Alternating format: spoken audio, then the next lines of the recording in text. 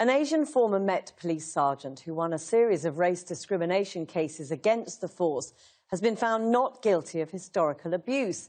The judge in his summing up at Southwark Court said a conspiracy against Gurpal Virdi may be what this case is all about. Here's our Home Affairs correspondent Simon Israel, who's been speaking exclusively to Gurpal Virdi.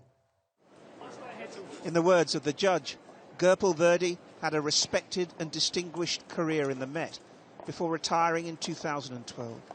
Yet he found himself on trial this week, accused of racially and sexually abusing a 16-year-old in a police van back in 1986. The jury took less than an hour to clear him. It is disturbing that the Metropolitan Police is still campaigning, targeting me and my family year after year.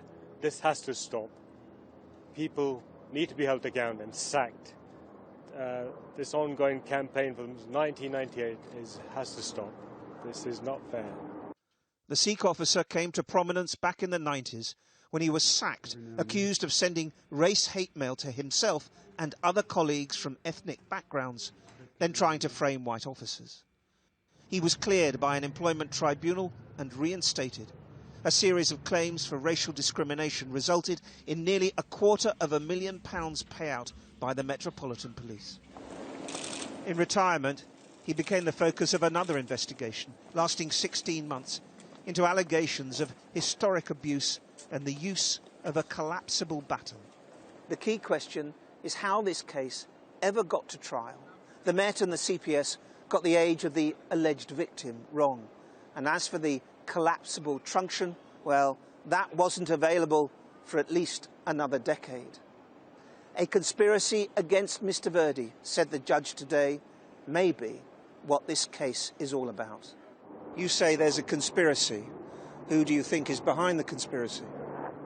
There's a bit of conspiracy. There's incompetence, as you heard from the evidence in this case, a lot of incompetence. Nothing was looked at properly. Just saw my name and targeting me yet again. Why do you think they're targeting you? Because I'm the only one who stands up and fights for racism, not only for the police officers, but for the community. The Metropolitan Police, in a statement tonight, defended its investigation, saying it would not have been proper to proceed in any other way. We presented the evidence to the CPS, who decided the allegations and evidence should be heard by a jury. The CPS, in turn, said there was sufficient evidence and serious issues were at stake. But for those who witnessed this trial, this case represents a worrying trend.